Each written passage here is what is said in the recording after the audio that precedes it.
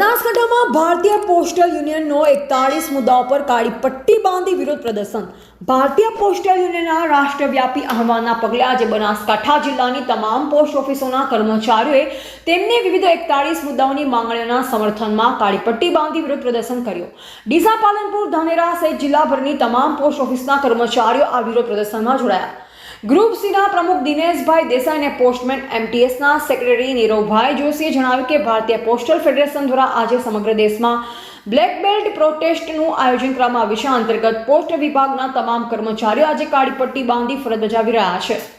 આ પ્રદર્શનનો મુખ્ય હેતુ કર્મચારીઓના હિત સાથે સંકળાયેલી વિવિધ માંગણીઓ સરકાર સમક્ષ રજૂ કરવાનો છે. નેતાએ વધુમાં જણાવ્યું કે જો તેમની માંગણીનો સ્વીકાર કરવામાં નહીં આવે તો આગામી કાર્યક્રમ અંતર્ગત જુલાઈ 22, 2025 રોજ ડિવિઝન ઓફિસની બહાર ધરણા પ્રદર્શન કરવામાં આવશે. આ બ્લેક પ્રોટેસ્ટને સમગ્ર દેશમાંથી અને ખાસ કરી બનાસકાંઠા ડિવિઝનમાંથી સારો પ્રતિસાદ મળ્યો છે, જેમાં તમામ કર્મચારીએ ઉત્સાહભેર ભાગ લીધો. આ વિરોધ પ્રદર્શન પોસ્ટલ કર્મચારીઓની લાંબા સમયથી પડતર માંગણી પ્રત્યે સરકારનું ધ્યાન દોરવાનો પ્રયાસ છે.